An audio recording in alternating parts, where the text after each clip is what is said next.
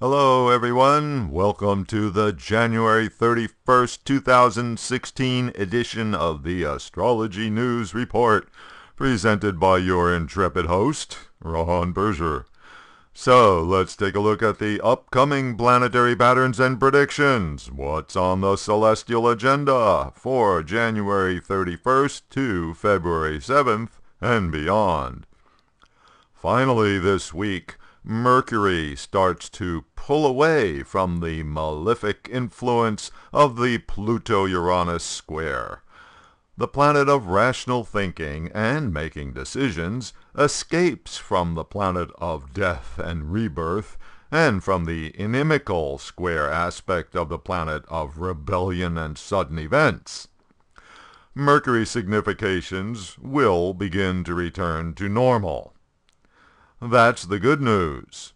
The bad news is that now Venus is taking Mercury's place, coming into alignment with Pluto and simultaneously receiving the square aspect of Uranus.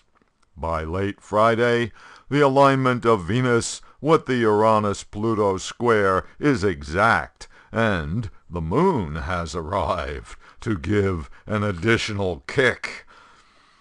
The exact conjunction of Venus and Pluto will be February 5th at 22 degrees Sagittarius. Uranus is at 23 degrees Pisces. Both Pluto and Uranus can do harm, so they are classed as natural malefics. Venus is a much more mild-acting planet and will therefore suffer due to this arrangement. So, it's not a good week for Venus significations like harmony and agreements, or art and entertainment, not good for love and romance, and not good for finance and the markets. In Vedic astrology, both Pisces and Sagittarius are ruled by the planet Jupiter. And therefore, Jupiter becomes the dispositor and final arbiter of the combination of Venus, Pluto, and Uranus. Jupiter is itself retrograde and tightly conjunct Rahu, the eclipse point. The unusual situation of Jupiter reflects back on Venus, so this is detrimental, and we can therefore expect Venus significations to be in particularly bad shape this week. And let's not forget that the retrograde Jupiter-Rahu conjunction continues all through this month.